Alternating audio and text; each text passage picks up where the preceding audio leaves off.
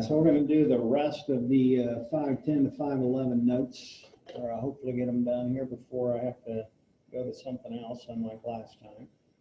So we're going to go on over to number 3. Says a rectangular page is said to contain 24 square inches of print. The margin at the top and bottom of the page are 1.5 inches, and the margins left and right are 1 inch. What should the dimensions of the page be so that the least amount of paper is used? So we need to look at going all the way across the paper is y plus 2, because that y plus 1 plus 1 is y plus 2, and then going down the paper this way, that's going to be this x in the middle plus 1.5 and 1.5, which is x plus 3. So the area of the paper, the entire paper that we want to minimize, that formula is the area will equal x plus 3 times y plus 2. Why wrote that way? Okay. So there's the paper that we have to minimize. And now the print is 24 square inches, and the print is this x and that y for the printed part. So my secondary equation is x times y equals 24. So now what I want to do is solve my secondary for a variable. And then I'm going to take that 24 over x and stick it in over here for y.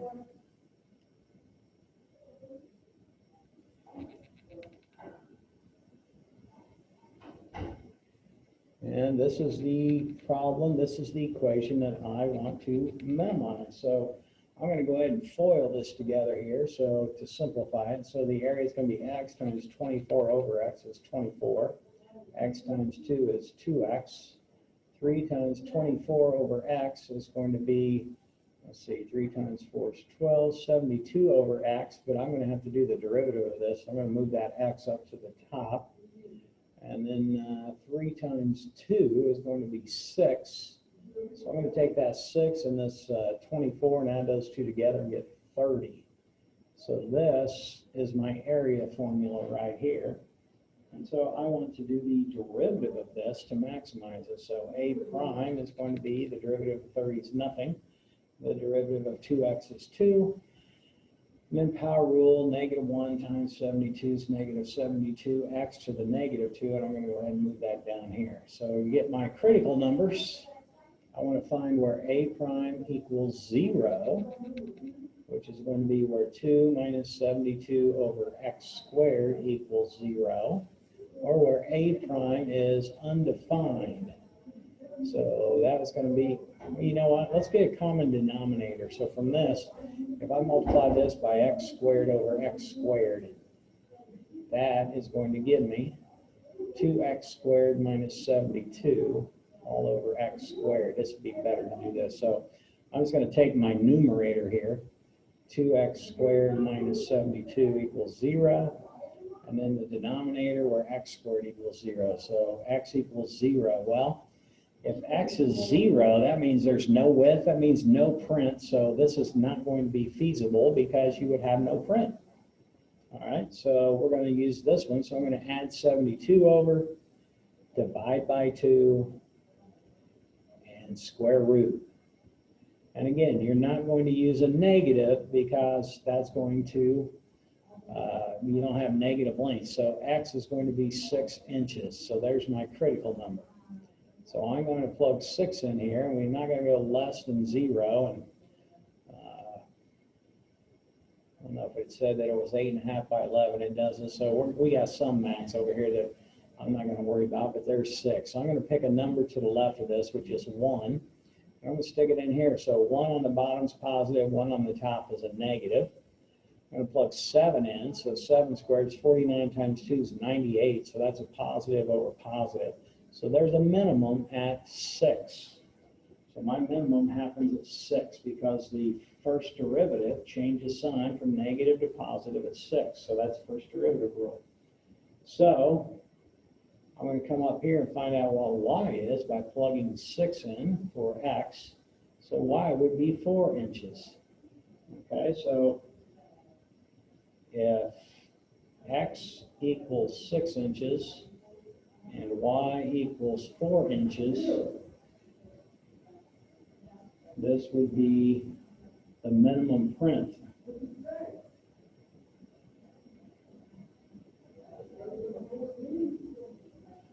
But we want the dimensions, so I've got to plug in 6 here, so the dimensions of the paper are going to be 6 plus 3, which would be 9 inches, by, y was 4, 4 plus 2 is 6 inches. It would be the paper dimensions for the least amount of paper used.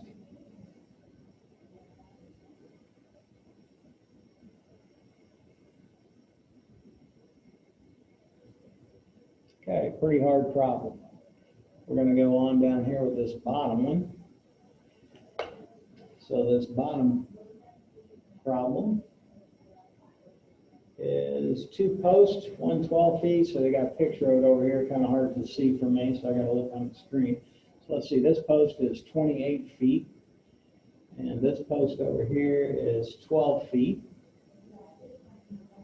This post right here is 12 feet. Wish I could draw straight. And this post over here is 28 feet. And they have a distance apart right here where it says one of these over here where they're connecting it, I can't tell where it is, one of them is X and the other is 30 minus X because they are 30 feet apart. This whole distance is 30 feet. So if we let this part be X, this is 30 minus X. And it says that this is Y, coming down to here is Y, and this part is Z. So it says 2 posts, 12 feet high, 28 feet high, or 30 feet apart. They are steadied by 2 guy wires, that's the Y and the Z, attached to a single stake running from the ground to the top. Where should the stake be placed to use the least amount of wire? So again, the wire is the Y and the Z, so he's got written in here that W equals Y plus Z. So that's our primary because W is standing for wire. So our primary is going to be W equals Y plus Z. And now we got to get our secondary equations. Well, this is kind of a tricky one because in this particular problem, we got 2 right triangles. These are supposed to be right angles and right angles. So we actually have 2. We have this right triangle, which would be x squared using Pythagorean theorem, plus 12 squared should equal y squared. And then this is the other one over here. So that's going to be 30 minus x squared plus 28 squared will equal z squared. So now what I got to do is I've got to use these 2 equations here to get one variable. So if you look here, we can solve this one for z and plug it in here, and we only have x values. And we can solve this one for y and plug it in over here and only have x values. So w will only be equal to x values. So solving this one for y, I'm going to square root and square root. And again, we don't want a negative distance, so we're just going to use that. All right, so I can plug that in for y. So w is going to equal the square root of x squared plus 144. And then the z part is when I square root each side. I'm going to square root here and square root over there. And when I square root that one, z is going to be the square root of 30 minus x squared. And that's going to be plus 28 squared. All right, so there's the problem that I want to do the derivative of. Now this says I can use a calculator, so I'm going to get my calculator out. And I'm going to find this with my calculator. So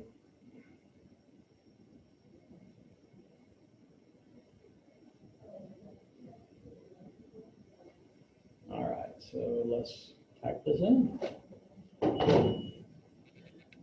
Okay, so I'm not really sure if I should just, I think I just want to type it in and do the derivative of it. So I think I'm just going to do math 8 right here. Actually, I want to graph it because I got to find the critical numbers, right? I want to find the zeros for the derivative. So I'm type in math 8. Math 8, I'm doing the derivative with respect to x. See, I had the square root, and I had, I think it was x squared plus 144. And we're going to get out of there and say plus, and the other one was a square root. And that square root had in it a parenthesis, and we had 30 minus x parentheses squared. And then we had plus 28 squared. Okay, I'm going to do that with respect to x. Now I know x has to be between 0 and 130. So what I'm going to do is I'm going to go to my window. I'm going to go from 0 to 30. And I want to find my critical numbers of this derivative, so I'm going to graph this. Now remember, this is the derivative right here. This is not the actual function, this is the derivative. Now it looks like I might want to, it's going to come back down. It's not, so we only have 1 0 there. So I'm going to take this thing and I'm going to find my 0 by hitting second, calc, 2. I got to get on the left side of that 0. So I'm looking for that number to go negative right here, which it just did. But I'm going to go one more and hit enter. Then I got to go where it's positive. So if you look at this number again right here, it's positive. So I'm going to hit enter again and enter a third time. And my 0 is 9. So we could have done this without a calculator. So my critical number is 9. Okay, so we're going to get this thing out of the way. So my critical number is 9, and x needs to be between 0 and 30 is my domain, because these posts are 30 feet apart. So there's either nowhere it's going to work, or it's going to work at an endpoint or at 9. So what I want to do is do my t-chart, and I want to plug in 0, 9, and 30. And I want to plug those into my original functions. So I'm going to go up here and I'm going to plug in 0. This is my original function here. If I plug in 0, I got the square root of 144, which is 12. And over here, I got 30 squared plus 28 squared. So let me just do it on my calculator. Okay, so I'm going to hit second quit.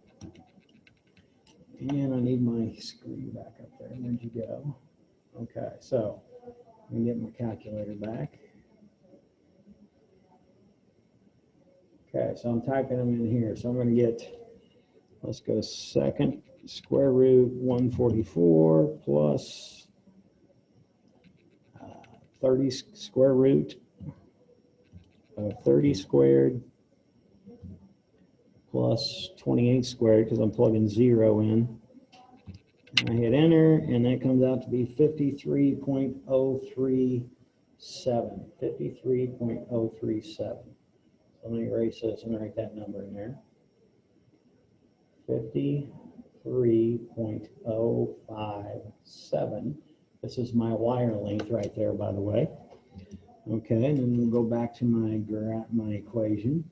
Oops, my function here. So now I'm going to plug a 9 in for these. So this is going to be second square root 9 squared plus 144 plus, oops, I need square root, second square root, parenthesis, 30 minus 9 squared plus 28 squared. That gives me 50. So that one gives me 50. So that's more or less than the other one. And then I want to put 30 in there. Okay, so that's going to go to 0. This part will go to 0. So if I put 30 in there, I guess I can just hit, let me get my screen back up so you can see what I can do here. So here's what I can do. I can hit second enter, and it'll give me that same thing. And then wherever there was the 9, I need to put in a 30. So I'm going to type a 3, and then I hit second insert, and I put a 0 in there without losing my parenthesis. I could have put just 30 or 0 there, and then I got 3, and I got to hit second insert 0. So I hit that, and that's 60.311. 60.311. So this is my max amount of wire. This is my min amount of wire. It says, where should we stake it to use the least amount of wire? So the answer is to get that 50 feet. So we should stake, or put the stake, maybe we should do that. Put the stake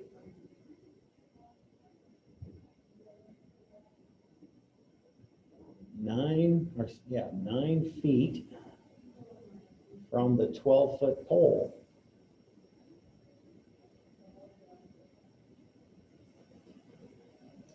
To use the least amount of wire.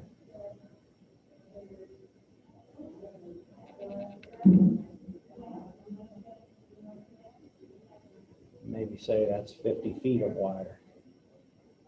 Okay, so pretty tough problem.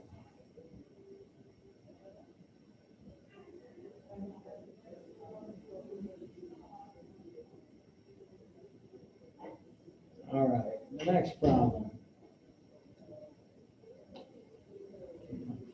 Come on, where are you? There we go. So the next problem. Oh, it looks like there's the graph from the previous problem about the 9 foot away from the 12-foot wire and 50-foot pole. He actually graphed the function. So we're going to come and we're going to do this Rick problem. All right, so it says Rick wants to make Morty a holiday decoration. Rick has 4 feet of wire that can be used to form a square and or a circle. So he's got 4 feet of wire, and he's going to make a square, which means all the sides would be the same. Okay. Or he's going to make a circle. Okay, so you're going to have a circle. How much wire should Rick use for the square, and how much wire should Rick use for the circle in order to create an ornament with the maximum total area? Okay, so this one is a little crazy because we need to figure out what the total area would be. So the total area is going to be the area of a square, which would be x squared, plus the area of the circle, which would be pi r squared. And then my secondary equation is going to be the perimeter and the distance of wire. So it says we have 4 feet of wire, right? So the perimeter of the square would be 4x, and the perimeter of the wire, which is circumference, would be 2 pi r. Okay, so that means that 4x plus 2 pi r, 4x plus 2 pi r has to be at most 4 feet. So that's the secondary equation. So what we need to do is solve these for one of the variables and then plug that into the other one. So let's take this equation and solve for r. So I'm going to subtract 4x from both sides. I'm going to divide by 2 pi. Oops. Okay. So I got 4 minus 4x all over 2 pi. And if you look, all these are divisible by 2. So let's go ahead and say our radius would be 2 minus 2x over pi. So we're going to take that value and plug that in for r. So a is going to equal x squared plus pi times 2 minus 2x squared over pi. Okay.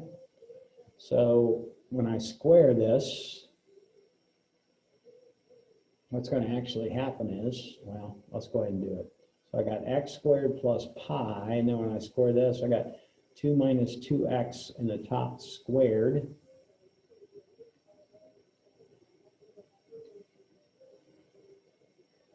All over pi squared.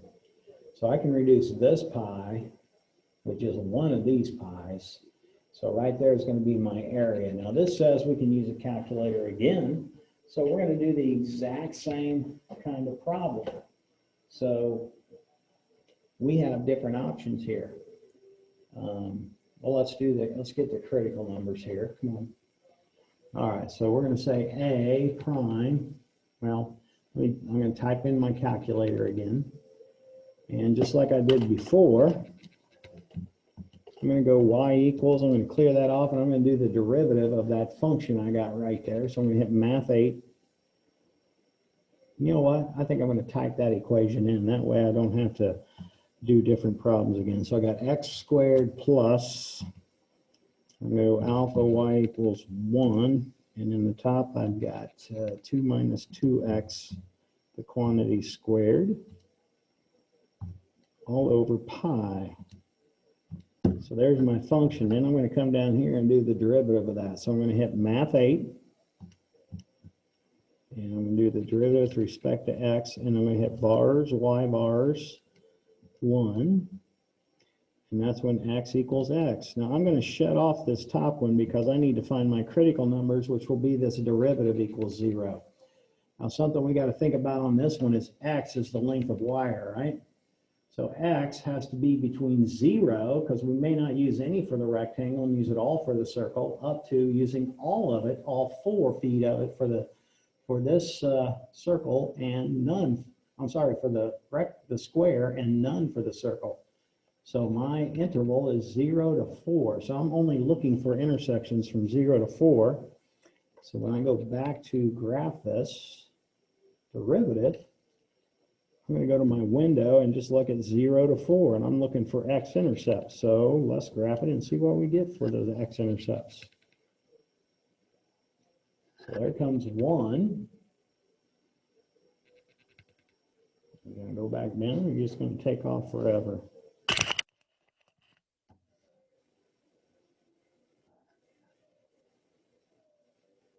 It's taken off. Okay, so if I wanted to see that whole thing, I could, but I don't need to see the whole thing. It's not coming back down. I guess it is still graphing, so I guess I should wait till it's done graphing. Okay, it's done graphing. It did not come back down across, so there's only one place of intersection. So a prime equals 0 is going to be at the critical number of that 0 right there. So I'm going to hit second calc 2. And I got to get this thing down below the x-axis, so here it comes.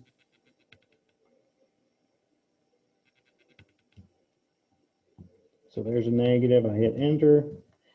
I go positive, and I hit enter, enter. So my critical number is that whole number right there. So I'm going to write that down. So x equals 0.56009915. I think that's what that says with my eyes. All right, so then I'm going to do a t-chart again. So I could put none to the circle. I could put this 0.5600 ... in there, or I could put all 4 of it I said circle, but it's rectangles, the x part. So I'm worried about just this part. And then this is going to be my overall area. So I'm going to plug these into this function, which is y1. So I'm going to come down here on my function again.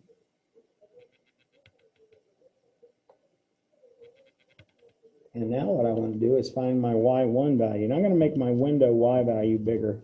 So I'm going to go from -5 to 15. I don't know how big it needs to be. And I want to turn on this function because I'm going to plug these numbers in I just got. I'm going to turn off my derivative and graph the original function. So maybe I didn't need that much. So actually, from looking at this, I can tell my answer should be that the whole thing is going to be where x is 4.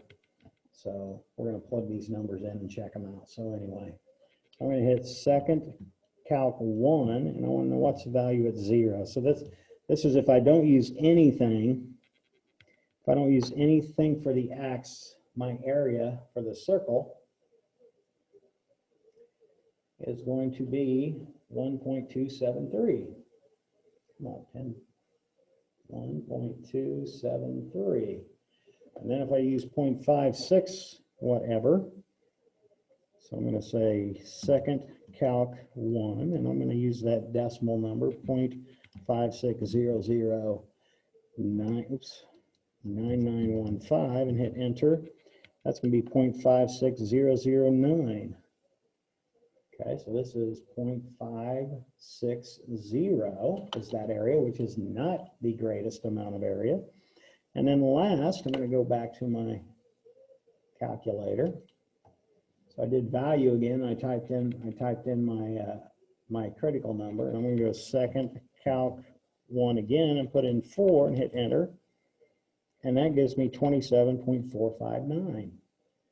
27.459.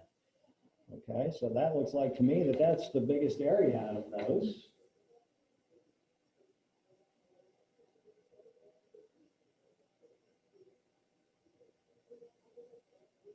Oh, I made a mistake. I can't use 4 because 4x is the perimeter. So that would mean my x would have to be 1, wouldn't it? Because if I put 4 times 4, that's 16 feet. So x would have to be 1 to use 4, because that'd be 1, 1, 1, and 1 is 4. So I put the wrong endpoint. This has to be a 1, because if a rectangle or square is 1, that makes the 4 foot. So I need to redo that last value. So let me go back and do that again. That's a mistake on my part. Second calc 1. Oops, I didn't get to that. Second calc 1, enter. That's 1. Okay, so actually this should have been 1, which means that if I use, this is if I used all of the wire for the rectangle, the total area would be 1 inside the rectangle. If I use 0 of wire for the rectangle and used it all on the circle, that would be my area, which is the largest area. So the answer is that Rick should only use or only make a circle. Make a circle. Okay. So he should use all 4 feet of wire to make a circle with 4 feet of wire. And that would give him the most area for the 4 feet of wire. So that's the max area he could get. The max area is 1.273 square feet. All right, we got a Coke can coming up. I hope this is the last one, but I'm not sure. I'll have to look, see if there's another page. Yeah, this is the last one. All right. Your job is to design a right circular cylinder so that it will hold 22 cubic inches of soft drink. No, 22 cubic inches is 12 fluid ounces. So that's how much goes in a Coke can. However, you must conserve an amount of aluminum used to make the can by keeping the outer surface area to a minimum. What radius should we have to make this happen? All right, so, and it says work through this problem using your, now we don't have a TI Inspire, some of you do, but we'll just use our TI 84s on this particular problem, but we're going to set it all up the same way. So you might want to shut the video off for now and give a shot at trying to do this. Well, if you make, just so you can see this, you got a circle up here and a circle down here. If you took that thing all the way out, you got 2 circles, right? And then this is the circumference of the circle, which is 2 pi r, is this length. This is 2 pi r times h, which is the lateral area. And then this is pi r squared, and this is pi r squared. So the surface area, which is what we are wanting to, again, we are wanting to, or to say, minimize, where to go? Minimize the surface area. So the surface area of a can or a cylinder is going to be 2 pi RH plus 2 pi r squared, because there's 2 circles in the lateral area. And then the secondary deal we have is the volume of a cylinder, which is pi r squared h, and that has to equal 22 cubic inches. That's this much. So I got these 2 things. So what I know is, let's see, I guess I'm going to solve this for h. So h is going to equal 22 over pi r squared. So I'm going to plug that in right there for that. So my area, I'm going to move it over a little bit, is going to be 2 pi r times 22 over pi r squared plus 2 pi r squared. So let's go ahead and simplify this. So let's see, that pi and that pi will reduce out, and this r will reduce with one of these r's. So I'm going to have 44 over r plus 2 pi r squared. There's my area. So I'm going to plug this into y1, okay? And then we're going to do the derivative of this, find the critical numbers, and then we're going to see what's going to be the best possible answer for getting this one. So I want to see if you guys can do that, and then we'll talk about it and see if you got the right answer later. I will talk to you another day. Have a great evening, and try to stay safe.